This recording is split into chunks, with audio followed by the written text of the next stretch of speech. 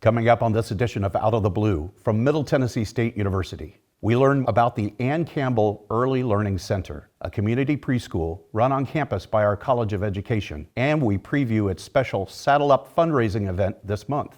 We'll talk to an MTSU alum and Army veteran who served as Chief of Staff of the White House COVID-19 Supply Chain Task Force and now brings his expertise to Amazon. And we meet Gabriela Jaimes, who represents our students as a member of the Board of Trustees, our university's governing body. I'm Andrew Ottman, and this is Out of the Blue.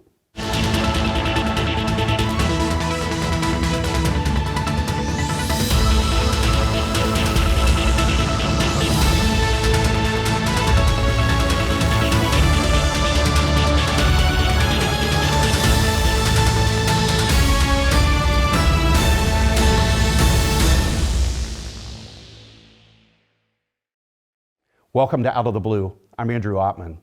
The Ann Campbell Early Learning Center, a service of MTSU's College of Education, is an inclusive preschool for children ages 12 months through kindergarten. The center, which operates on the MTSU campus, provides an environment where typically developing children and those with developmental delays play together and learn from each other. Connie Kasha, Director of Early Learning Programs, joins us to chat about the center and tell us about the annual Saddle Up fundraiser for the center, scheduled for this month. Connie, welcome to the program. Thank you for having me. Glad to have you here. We've got a lot to talk about. Let's talk about the very beginning. What is the Ann Campbell Early Learning Center? So Ann Campbell Early Learning Center actually started back in 1983 under the leadership of Dr. Ann Campbell, who was a professor here with special education. And in 1986, she realized or recognized the importance of supporting young children to be who they could be in life. She started this program to support children and families to help them be successful. And in 1997, she started fundraising to start Project HELP in the building that it's in currently. And then in 2014, it was renamed in her honor from Project HELP to ACE Learning Center, the Ann Campbell Early Learning Center. So we continue to support the work that she does. We have 30 families, with about 40% of those families having children with disabilities. And we recognize the importance of children being able to interact with each other and learning from each other to make a great society. Well, that's a real pride point on campus. I know personally several families who have benefited from the center. But it's also a training site for the College of Education, right? You've got several students there. Absolutely. We have around 50 students that come through our building each semester to do observations to learn about children's development. We also have students from College of Ed who are part-time students that are there pretty much every day and supporting the work of our teachers that are there. Several of our staff are graduates of MTSU as well, and myself, I actually studied under Ann Campbell back in the 1990s. Oh, wow. So this has to be very special for you. It's a homecoming for me, yes. I've been here 6 years now and really enjoy what I do there. You know, on a pretty spring day, it's nice to see the kids outside. You've got a nice, safe environment for them to play. Absolutely. But talk about the type of work you do inside the center to help these children. Sure. So we're a play environment, so we really focus on the curiosity and the interests of children, and recognizing Tennessee has what's called the Early Learning Developmental Standards. And so we look at what children at certain ages are generally able to do, and so we focus on that. But we're really strength-based in what children can do and look at what they're good at rather than what they're struggling with, and then build on their strengths, and as a result it helps develop their weaknesses as well. You mentioned community support, and the campus works quite closely with United Way of Rutherford and Cannon counties, and I know they've been a great supporter of the ACE Learning Center, but you also have a very Fun, exciting, neat fundraising opportunity, and that's kind of the time hook of why you're on this program. Yes, so at the end of this month, on April 30th, from 8:30 a.m. to 11:30, we're going to have our 15th annual Saddle Up event. It's a family-focused activity, and again, you can find more information on our website and where to purchase tickets. It's $10 per child, $50 for a family. You come, we've got cowboy hats, lots of different activities for the children to participate in. So lots of hands-on sensory, like making sensory bottles where they put different floaty type things in there and water and shake it up, and they can watch how those things move around in there. We're going to have a large box area for children just to explore and tape together and create and invent whatever they want. We'll have obstacle courses for children to crawl through, climb over, climb under, ride. So the MTSU Lunar Mobiles will be there. Yes, from our engineering technology department. Yes. They're always a hit. They're so much fun. Right, they are a lot of fun, and they've been there in the past. And then one of the children's favorite is Moosie the cow, who is the cow for kindness. And I know the second year that he was there, it just touched my heart. A child came in and said, "Where's Moosie?" So they remembered from the year before that Moosie was there. Aw. Yeah, and the Children's Discovery Center from here at Murphy Springs will be there as well, along with support from the Ag Center and all the folks there. So it's really a collaborative of at the MTSU community. It is open to everybody in the community, and we really encourage you to come and watch your children explore and enjoy fun activities. And we have also lots of good food. So Chick-fil-A is donating, as well as Krispy Kreme and Purity Dairy. That's great. Now, this is at the Tennessee Livestock Center, It right? is. Big, wide open place. Big, wide open. So that means it'll be good, rain or shine. Rain or shine, Lots of space. Yeah, lots of parking. Free parking is available Free parking. there. Yeah. I think we're trying to give people enough excuses here. Yes, exactly. And it's a good day on campus too. We've got a couple of athletic events, a baseball game, a softball game that brackets the event. So I've got to ask you, why do they call it Saddle Up? So Saddle Up, Round Up, to get everybody together. It does have a Western theme. We will have cowboy hats, straw mazes, but really just bringing everybody together to support our young children in our community, and at ACE in particular, so that we can continue to offer the high quality program that we offer, and the lower ratios that help support individual children as they need that extra support. Connie, thanks for coming on the show, telling us all about Saddle Up, but also about the ACE Learning Center. It's a great resource on this campus for the entire community. Thank you. I appreciate it, and I hope everybody will come support us and have fun on Saturday, April 30th. Me too. All right. Thank you, Andrew. And we'll be right back.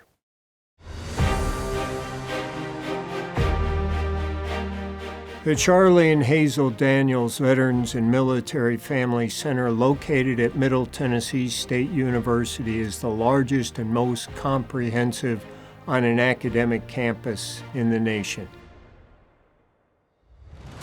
We lost our patriot Charlie on 6 July 2020. The creation of the Generals Fund was his last public event in support of our military.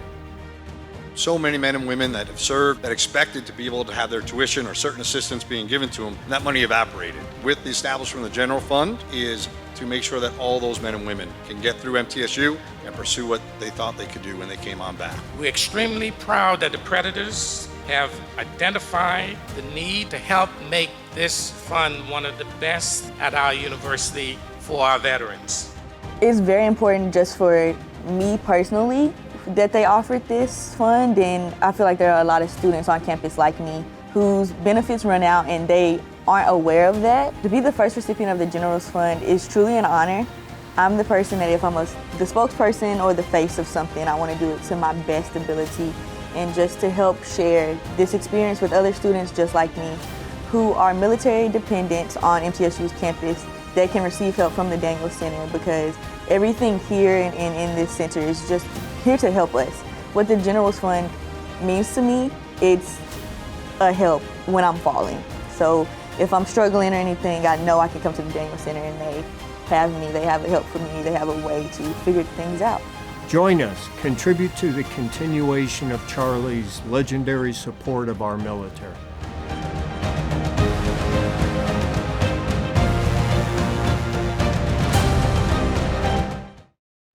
Welcome back to Out of the Blue. I'm Andrew Ottman. MTSU alumnus Nathan Schwartz recently retired as a colonel and logistics officer in the Army, last serving as Chief of Staff for the White House COVID-19 Supply Chain Task Force. He now brings his considerable skills to Amazon.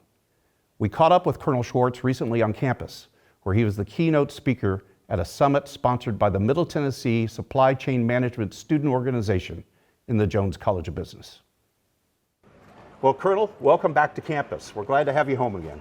Thank you. It's really good to be back here. We've got a lot to talk about, not a lot of time to do it. First of all, you were on campus with the Jones College of Business. You were the featured speaker at their supply chain summit. That was a great experience, right? Yeah, it was really good, an opportunity to get back to MTSU, where I think everything started for me. And so it's a great opportunity to engage with the students and some of the faculty, and hopefully I can come back again. Well, we want you back again. And let's talk about your journey to MTSU. Where are you from in Tennessee? Yeah, so I'm a proud native of Tullahoma, Tennessee. So grew up there, graduated high school in 1992, and came to MTSU the same year in 1992. So, you know, what drove me to MTSU was I wanted to go to school, but be close enough to home where, you know, I could still feel that home of Middle Tennessee. And so this was the perfect place for me to start my academic career, and actually ended it in 1996 when I graduated. And you were a cadet in our ROTC program. That was one of your factors too, right? Yeah, so absolutely. I wanted the flexibility of, you know, coming in as a freshman, I didn't know what I wanted to major in. There's a ton of opportunities here. And they had ROTC as well, so the Reserve Officer Training Corps, which was a calling I had. I wanted to serve, and it gave me opportunity to do both. Study something I was interested in, and also be commissioned in the Army when I graduated. And a great record of service, retiring recently as a colonel, correct? Yes, so I did just over 24 years and retired as a colonel. Well, and in that you found yourself in logistics. Talk about how that became your option in the Army. Yeah, and so it didn't start out that way. And so I remember this distinctly. My professor of military science brought me in and said, hey, Cadet Schwartz, you're being assessed as a quartermaster officer. And I said to him, I was like, hey, sir, what's a quartermaster officer? I didn't know what it was. And he goes, hey, they do like supply. And I was like, okay, I'm not sure what that means, but I'm going to give it a try. And so I had a unique opportunity to go from here to Germany as my first assignment and really try to see if I liked it. It was something I was interested in, but didn't know I wanted to make a career in. And then it just kind of took off from there. I really fell in love with logistics and supply chain, being held complex problem, and then just trying to solve it.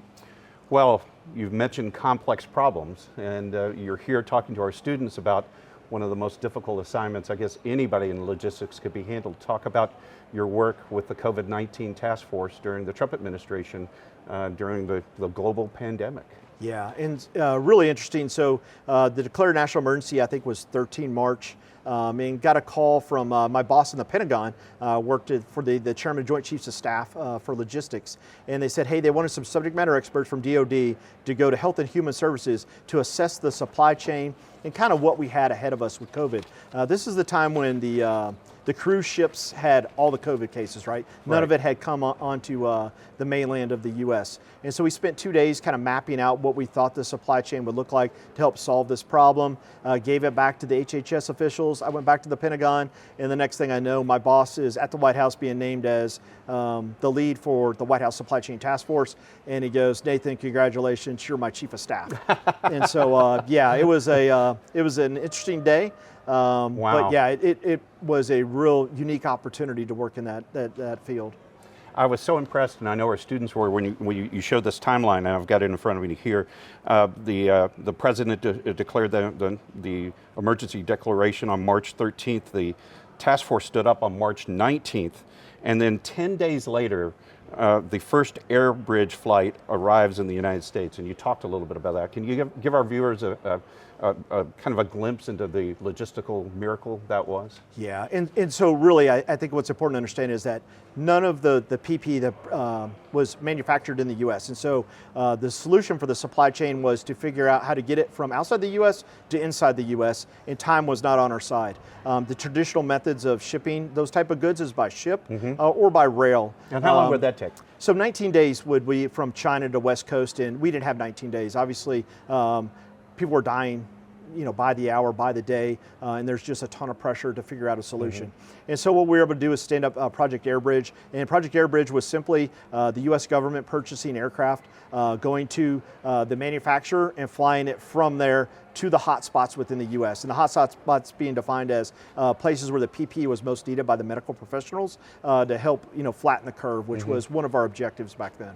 You mentioned eventually you weren't going to PPE your way out of this situation, and the logistics challenge moved to Operation Warp Speed, and that was a transition point for you too.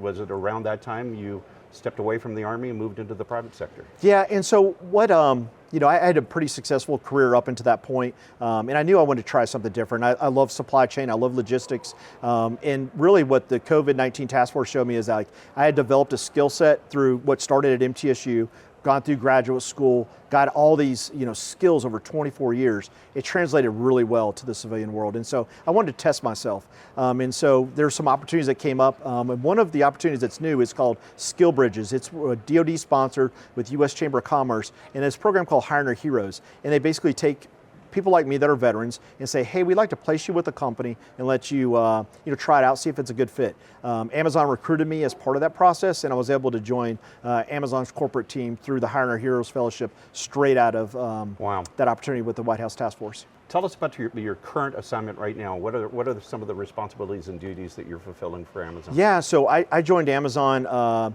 almost 2 years ago as a fellow, and then I've taken 2 positions since then. So I'm a senior manager for reliability and maintenance engineering, and basically what I do is I manage the buildings and facilities across North America. And so we have 1,400 sites, 5 third-party logistics companies that I work with, and we have a pretty high budget that we work across Amazon's facilities to make sure they stay operational, to make sure we deliver to the customer. And so we're very much, like everyone at Amazon knows, we're customer-centric, and everything we can do to close that gap in time and logistics to get that product to the customer is what we're going to do. And that's what my team is charged with, is making sure that when that product is ordered, there's no hiccup from a logistical or maintenance perspective to get them that good that they're ordering. What advice would you give someone who's looking at supply chain as a career, they want to get their foot in the door? How do they proceed? If you understand the supply and demand, the stuff that we were talking about, understanding data, how to invent and simplify in order to solve those complex problems, I think that is the key, getting in and making sure you have the blocking and tackling down, and then get your foot in the door. You don't have to go for the job that is your dream job. Get in there and understand and master the basics, and then you can work your way up. Well, Colonel, welcome back to the campus of Middle Tennessee State University here in the Student Union Building. Yeah. It's a pretty impressive place, right? You talk about logistics of this place, 10 years old. Yeah, it looks brand new, by the way. And they've done a great job, and you did a great job with the summit. Thanks for joining us. Yeah, thank you. We'll be right back.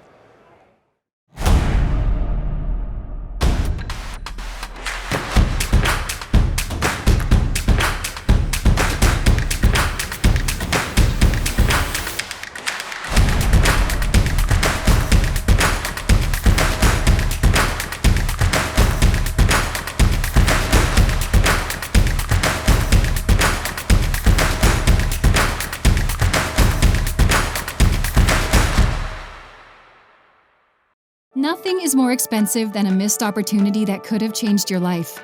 Maybe you're just graduating high school, or are working and need to earn a degree to advance your career. Or you aspire to be a leader, and a graduate degree can make that happen. Whether you're just starting out or retooling for the future, Middle Tennessee State University can help you get there. MTSU, the University of Opportunities. Do you want more from your college experience? At Middle Tennessee State University, that's exactly what you get. More majors, more opportunities, more guaranteed scholarships, up to $20,000 over 4 years. MTSU, Tennessee's University of Opportunities. Welcome back to Out of the Blue. I'm Andrew Ottman. Gabriela Jaimes represents MTSU's 22,000 students in her role as a member of our governing body, the Board of Trustees. She's about to graduate in May with her bachelor's degree in communication studies from our College of Liberal Arts. As her term as trustee draws to a close, she joins us to reflect about her time at MTSU and her service on the board. Well, Trustee Hymas, thank you for joining us on the show. We appreciate it. My pleasure. I am so proud of you and so proud of the service that you've put forward as a member of our governing board. Can you talk a little bit about your decision to become a student trustee and what that has meant to you? Absolutely. So I think that a lot of other MTSU students would fall in this category of, before I applied to be a trustee, I didn't know that the trustee position existed. I got the email, the mass email to all the students about the application deadline, started to look into it a little bit, went on the trustees webpage, looked at Delaney's history, who was the previous student trustee. Delaney McDonald. Yes, Delaney McDonald, and had to talk with her actually about what all it entailed, what she thought were the challenges, what she liked about the position, what kind of doors it opened up for her, and decided to apply. Went through an application process through the Student Government Association first, and then Dr. McPhee. And I really just wanted to get more leadership experience more broadly on campus because, as you know, I've been president of Communication Studies Club, but I haven't really done anything big outside of my department. And so for my last year of school, I really wanted to finish off strong and get something that would be really good on my resume and show that I have an understanding of the broader campus community more than just my department. So both of those really given me an understanding of the broader workings of the school as a whole and things that I never thought about as a student before. You've gone from president of the Communication Studies Club to representing 22,000 students on this campus. That's quite a leap. How did you make the adjustment? I really was concerned about representing the students, and I think going into the position, and Dr. McPhee asked me this in the interview, what were the 3 most important issues that I felt students were facing coming into this school year. And so just focusing on what I have faced as a challenge during my time at MTSU, and a lot of the issues that we deal with as trustees, I'm not at all an expert on. For instance, we have an audit committee. I don't know about that. We have much smarter people who do the research for us and present it to us in a big binder. And yes, the binders are about yay thick. It's that we have to read. Yes, yes. So my part as a trustee is just doing my due diligence, reading it before, highlighting anything that I'm confused about, talking to Dr. Sells or Dr. McPhee if I have an issue that I'm having a hard time understanding, and then just absorbing knowledge from the rest of the trustees, because the other people on the board are local businessmen, people that have graduate degrees, people that have been successful in their careers for years and years, and I'm just a student, so I have to defer to them on a lot of things. But the issues that students face, that's what I'm an expert on, so that's what I try to focus on during these meetings, and not try and step out of my place and weigh in on things that I don't really have a deep understanding of, but I can advocate for students as a trustee, so that's my main focus. And you've done so. It's been fun and interesting and very gratifying to see students step forward and talk about things that connect to students and some of these big issues that are before the board. What's the biggest takeaway now that your service on the board is coming to an end? What were the big aha moments that you learned from your service as a trustee?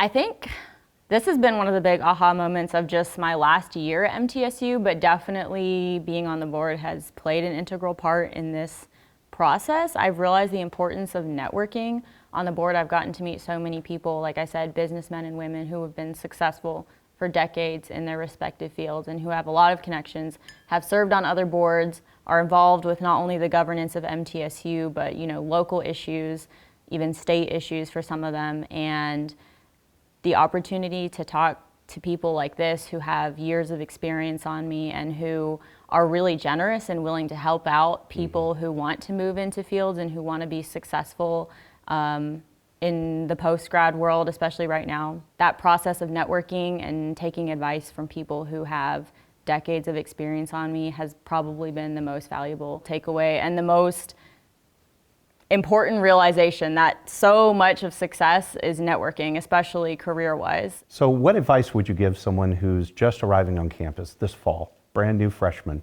What would you tell them? Get involved, because that's something that I didn't do my first year of college, and I didn't really feel at home on my campus. I'm actually a transfer student, so I transferred to MTSU for my sophomore year, and I decided, okay, I need to make this college thing work for me. I wasn't feeling it the first year. What can I do to, get the most out of my 4 years and make sure that I'm opening every door that I can, taking every opportunity as it comes? That's been one of the most pivotal things in my time at MTSU. Probably almost equal to my classes, just learning the things that I need to learn, but getting involved and having that opportunity to network and meet people that can open doors for you is just crucial. My friends in communication studies will not let this program air if I don't have you talk a little bit about your major and why you've enjoyed that. You're graduating in May with a degree from that department. What has been your takeaway from that and the professors you've worked with? I have so much to say about the Communication Studies department. I actually did a segment with Joe about what I like about the Communication Studies department and how the major has served me. First of all, the faculty, that's the number one thing I have to mention. They have been so dedicated, so available, even outside of office hours. If a lot of students in the department have jobs, have families, have other commitments that don't allow them to meet within normal school hours, they will always meet you where you are. If you're struggling during the semester, as we've seen with the pandemic, a lot of students have struggled financially with their mental health. They've had struggles in the family. And if you just go to them, level with them and say, look, this is what I'm struggling with this semester. I really want to succeed. I care about this class. I care about my grades, but I'm struggling. They will meet you where you are. And that has been so important to me as a student. It makes me feel seen not just as, a number in their classrooms, but as a person. And they've taken the time to get to know me. And I've gone and told them, I want an internship. I'm looking at this school. I'm looking to get involved with this. And they have opened whatever doors they can for me. And if they can't connect me directly, they'll connect me to a connection of theirs. And have to give a shout out to Dr. Prittis, who has been my mentor in the Communication Studies Club, and she has helped me with the grad school search and the job search and tried to find outlets in the Communication Studies Club for all of the members to explore the careers that they want and talk with professionals. And because of the club, I have 2 job leads in fields that I was interested in, and I'm currently, in the process of deciding where I want to go. And it's just been invaluable to me. I never thought when I joined the club after my first semester at MTSU, so it was the spring semester of 2020, I was vice president of the club, and it had just been getting started after years of having been inactive. It was small, we didn't have that many people come to our meetings, we didn't really know where to go with it. We were like, do we talk about communication related stuff? Do we want to learn about networking and career development? And so we kind of incorporated all of those elements into a few meetings a semester that we have, and it's grown and serviced a lot of students, and it's really been one of the most valuable experiences in my time at MTSU. And that's because of the department has put the work into reviving the club and gaining more membership and connecting with its alumni to give its students opportunities. Well, we have so much to say about you. We appreciate your service to the Board of Trustees and everything you've done during your career here at MTSU. Congratulations and thanks for being on the show. Thank you for having me, Mr. Ottman. And that does wrap up this edition of Out of the Blue. A reminder, you can find news about our campus 24 hours a day by going to our website, mtsunews.com. You can also find additional special content on our social media platforms, including Twitter, Facebook, Instagram, and TikTok. Broadcasting from the Center for Educational Media in the College of Education, I'm Andrew Ottman. Stay safe, stay on course, and remain true blue.